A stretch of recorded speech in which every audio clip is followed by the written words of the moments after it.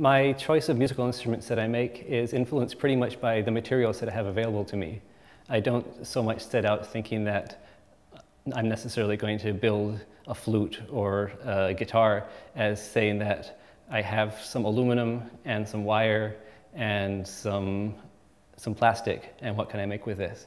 That's often the biggest influence as to what the instrument is going to be at the end. Though that's not always the case. Sometimes I'm going to say, for instance, I discover a fascinating musical instrument at the museum. There is one called the trumpet marine, or tromba marina, which is a stringed instrument from, I think, the 18th century perhaps, but it sounds like a trumpet.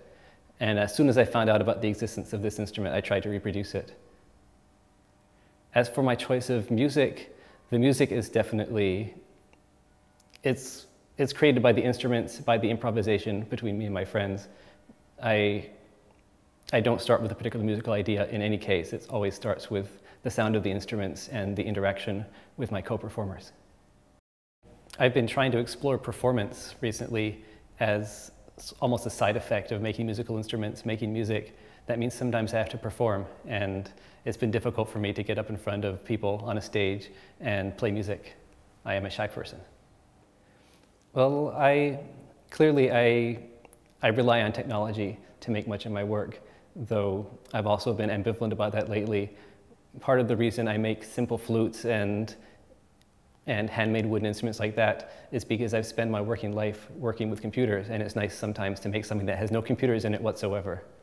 But at the same time, I really enjoy working with powerful computers, working with modern technology, and my feeling about technology in general is fairly positive. I think that the internet is probably on the whole a good force for us, and modern computers and communications are in general helpful.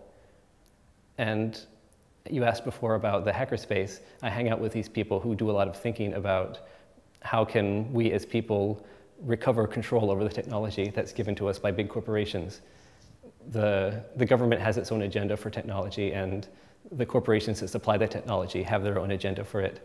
But we as educated hackers, as educated, going beyond consumers, but people who understand something about the technology and how to adapt it, we can use it for our own purposes, which does not have to line up with the agendas of the people who gave it to us.